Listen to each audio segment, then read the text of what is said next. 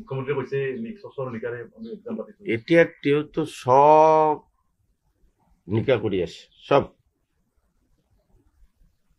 এই যে ইয়াত পুলিচৰ চাকৰিত গম পাইছে নহয়, এতিয়া সব নিকাই দেখিব পাব।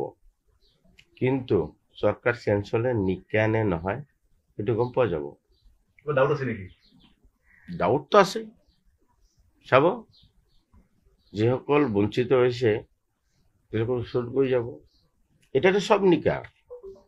তো যিবিলাক কথা পাতিছে APC লৈ, বিপ্লৱ শৰ্মা লৈ যিবিলাক কথা পাতি আছে, ADL লৈ কালি ৰিজাল্ট দিলে না এইটোৱে ৰিজাল্ট দিছে।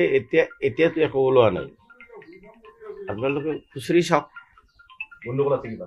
থাকিবই, ক'তবা নহয় ক'তবা থাকিবই। এনেকুৱা টাইপৰ গণ্ডগোল। এতিয়া ধৰক, এতিয়া যদি আমি আগতে কিবা এটা কথা কৈ দিওঁ, যিসকলে পাছ কৰিছে তেওঁলোকৰ মনত আঘাত লাগিব, মই তেওঁলোকৰ বিৰুদ্ধে কোৱা হ'ব, হয় না? যিসকল ফেইল কৰিছে তেওঁলোকৰ ওচৰত গ'লে আপোনালোকে গম পাব কি হৈছে, হয় না? সন্দেহ আছে আপোনালোকৰ?